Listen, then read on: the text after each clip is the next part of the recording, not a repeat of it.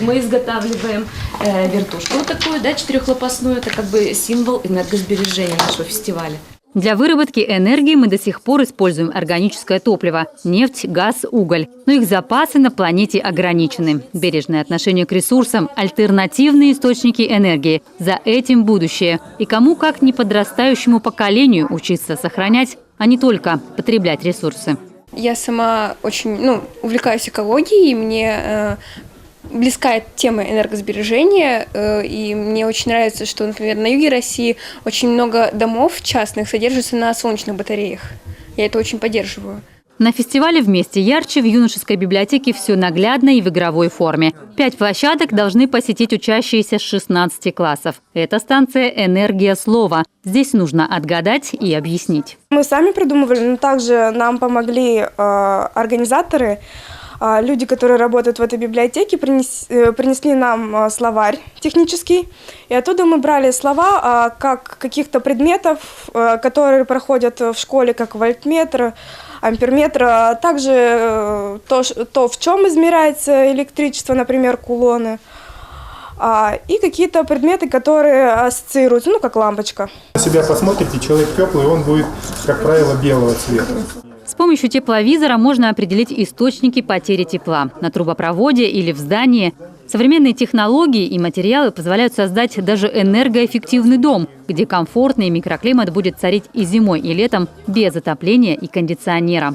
Но и сейчас экономить просто. Бережно расходовать воду, газ, электроэнергию. Разница между мощностью светодиодной лампы и лампы накаливания для обеспечения одинаковой освещенности где-то составляет 6, 7, 8 раз.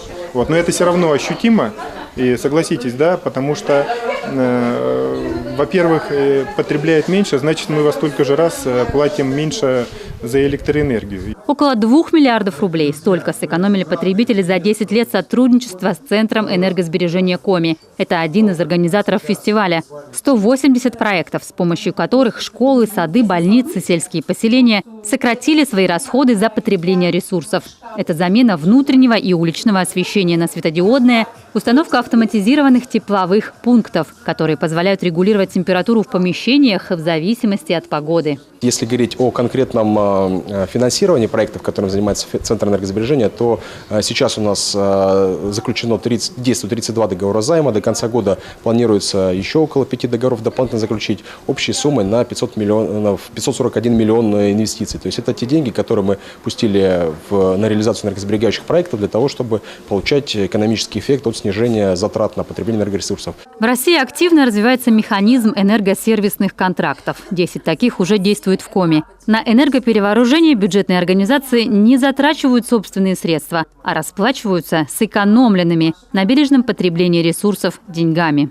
20 постоянных партнеров, в том числе из-за пределов Коми, уже готовы инвестировать в энергосберегающие проекты региона. Ольга Коняева, Артем Соколов, телеканал Юрган.